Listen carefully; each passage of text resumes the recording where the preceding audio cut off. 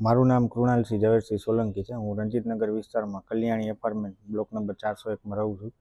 ગુરુવારે સાંજે 7:30 વાગ્યે મારા મમ્મી નીચે ગાયને રોટલી દેવા નીચે ઉતર્યા હતા।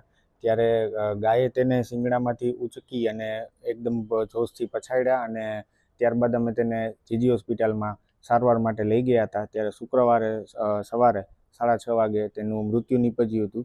તો મારો તંત્રને એક જ અપીલ છે કે આવા રખડતા ઢોરને કાબૂમાં કરી અને રહેઠાણની જગ્યાએથી દૂર રાખે। આના લીધે જેથી કરીને કે કોઈ બીજા સાથે આવું ન બને। મારું નામ રાજેશભાઈ મોહનભાઈ મેંદપરા, હું પ્રિન્સ પેલેસમાં રહું છું। અમારે ત્યાં આ ગાયોને એનો બહુ ત્રાસ છે। હમણાં 2-3 દિવસ પહેલાં એક માજીને ગાયે ઢીક લગાડતા તેમને હેમરેજ થતાં તેમનું મૃત્યુ થયું છે। હવે આવા ગાયોને એને અનેક માણસોને એક્સિડન્ટ થાય છે, લાગે છે, ગમે કરે છે। હવે ગવર્મેન્ટ આ ખાલી કાગળ ઉપર કામ કરે છે કે ખરેખર કામ કરે છે એ કોઈ જાતની કોઈને ખબર પડતી નથી। આજે અમારા એરિયામાં સાંજે લેડીઝો એકલી નીકળી નથી શકતી, એટલા ગાયોનો એનો ત્રાસ છે। હવે આના વિશે ગવર્મેન્ટ કાંઈ પણ કરે, જરૂરિયાત પૂરતું એ આ ઢોર ન રહે અથવા પકડી જાય એવી કંઈક વ્યવસ્થા કરે। એટલે કૂતરાનો બી બહુ ત્રાસ છે। મારું નામ પ્રવીણસિંહ ગોહિલ, રણજીતનગરમાં રહીએ છીએ, કલ્યાણી એપાર્ટમેન્ટ બ્લોક નંબર 401 માં ડેઇલીનો રૂટ છે કે સાંજ સવાર ત્રણેય ટાઈમ રોટલી આપવાની હોય છે ગાયને। પણ આ ગાય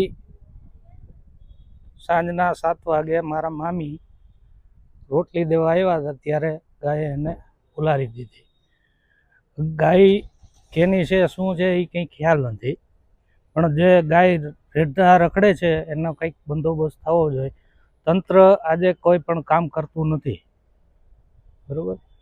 તંત્ર કામ કરે એના માટે આપણે આ મીડિયાવાળાને સમક્ષ જાહેરાત કરીએ છીએ, બરાબર છે। કામ કરે છે કે નહીં એ ખ્યાલ નથી, બરાબર।